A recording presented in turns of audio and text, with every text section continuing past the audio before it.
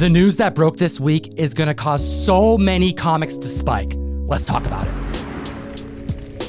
The hottest comic books in the world, increasing in price by the day and selling aggressively. We're here every 7 days covering the health of the comic book marketplace. Hit the subscribe. And smash that like button. Yes, Comic Tom and I are still beefing, but we've got hot comics to report on. So many hot comics, I had to bring out 2 computers, and we're gonna jump in with number 10. Still riding high off that Flash trailer. We have the Flash 139, the first appearance of Reverse Flash. Professor Zoom, E.O. Barthon, the Flash trailer moved the needle last week when we saw 2 different 7.5s sell for above 5% over their recent 12-month average, and I believe we're seeing a trickle-down effect this week, with a 4.0 selling for $500, an increase of 18%, a 5.0 selling for $660, an increase of 6%, and a 5.5 selling for $709. That's an increase of 19%. Not a cheap book, a Silver Age book, but yet we still managed to see 8 new entries onto the CGC census. Now, the Reverse Flash has not been confirmed, although he is the villain of the Flashpoint storyline, which this movie is obviously borrowing from, but there is a hint with that doppelganger Ezra Miller wearing that yellow jacket.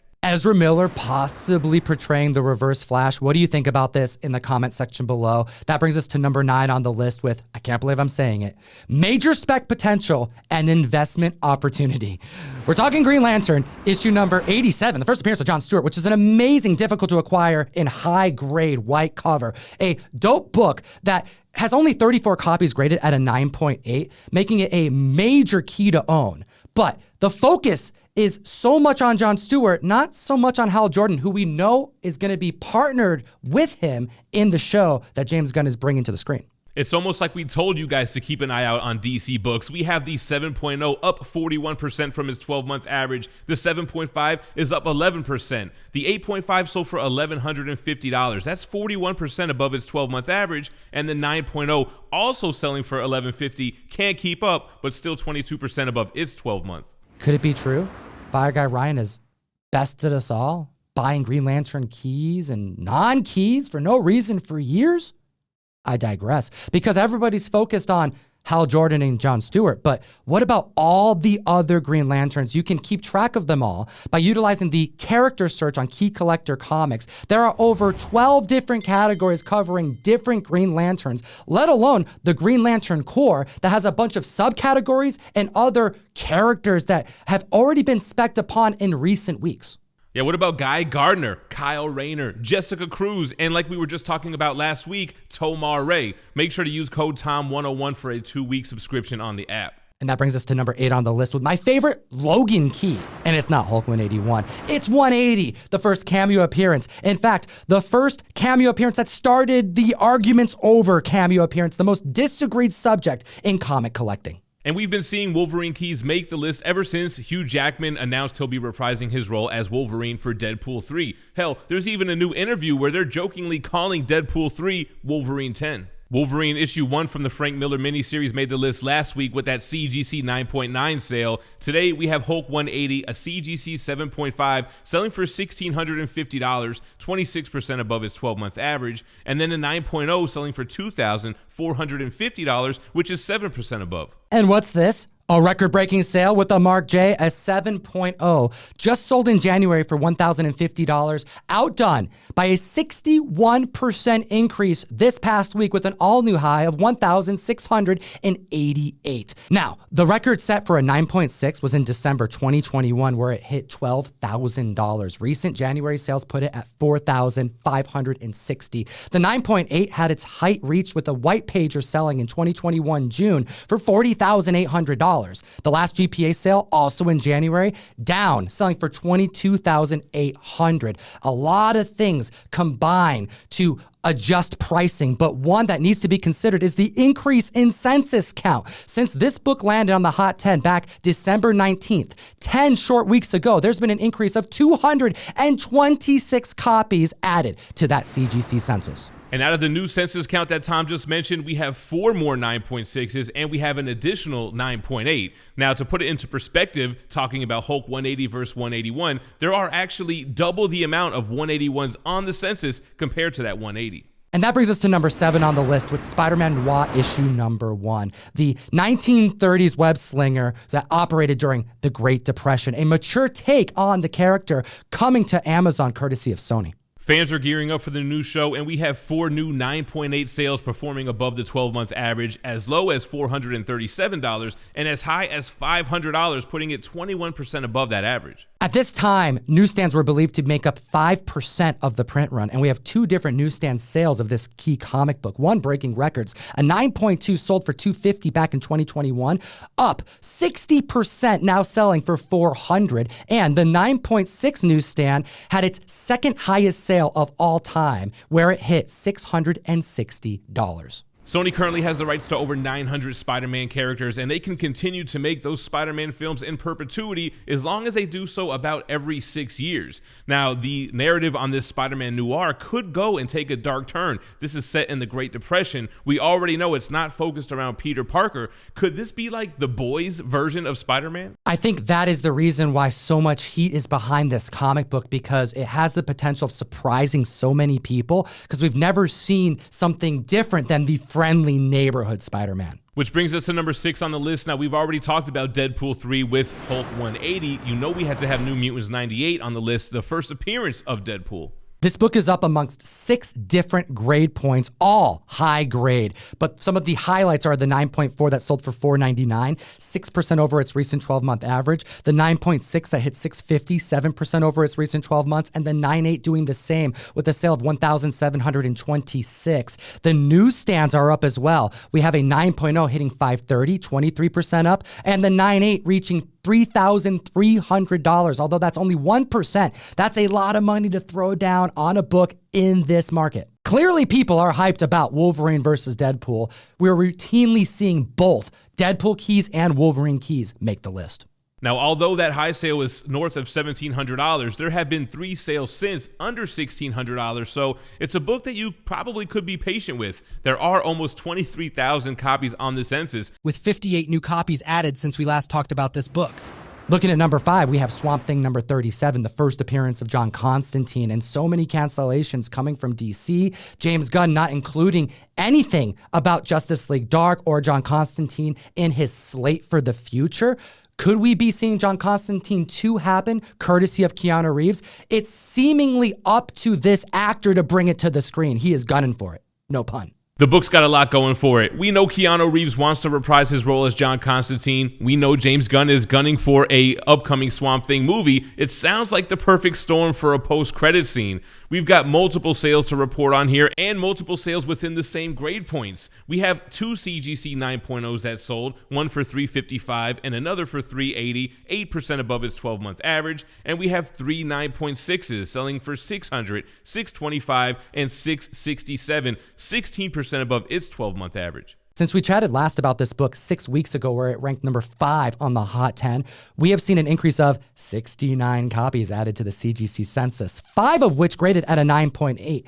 The 9.8 heights were reached back in June 2021, where it sold for $3,700. The last 9.8 sale went for $1,650. Let me know in the comment section what do you think about this key book.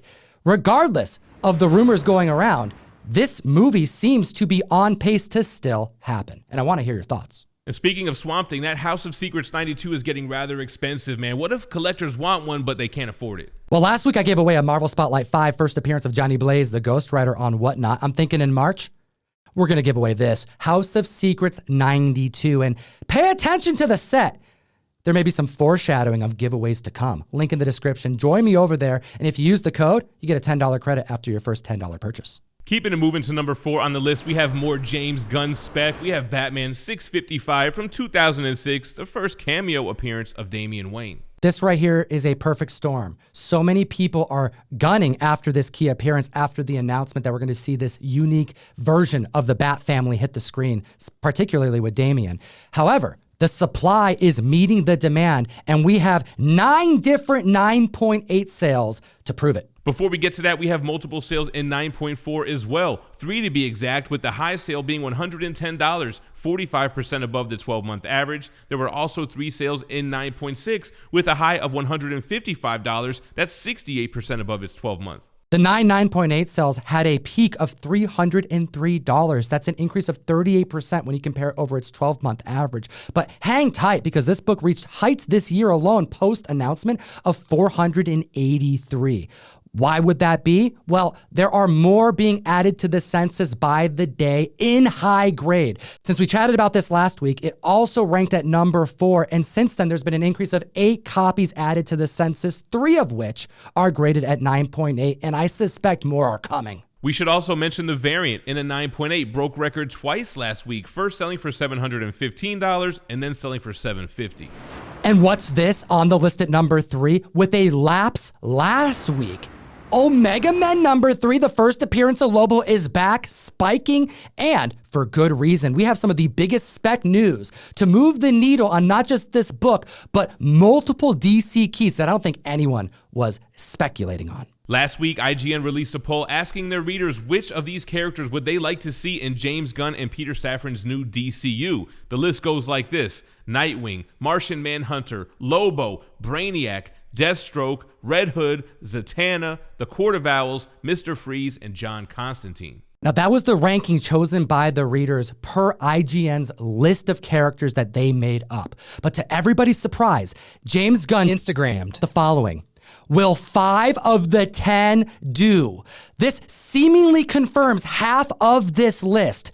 This is crazy because Lobo is on it, which spiked this book again this week after being absent on the Hot 10 7 days ago. Lobo made number 3 on the IGN poll, and what's funny is that really none of these characters have been announced, opening a whole new world of speculation. We know Jason Momoa was excited about something, and James Gunn said specifically that he wasn't going to reveal everything just yet. This right here means that these 10 different characters are now prime for speculation. Hell, next week's Hot 10 could have many of them land on it.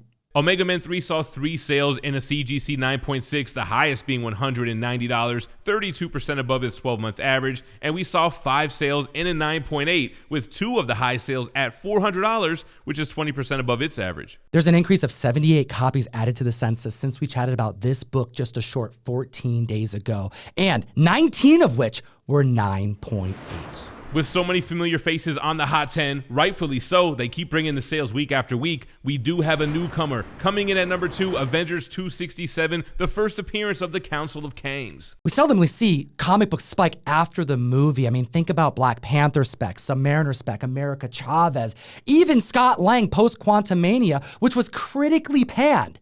However, Jonathan Majors Kang is seemingly a safe bet. Members believe in this villain that we're probably going to see more of than Thanos even. And when you consider the heights that it reached at a 9.8 was $950, last GPA sale at $250 makes this classic Kang cover a key appearance post-credit scene.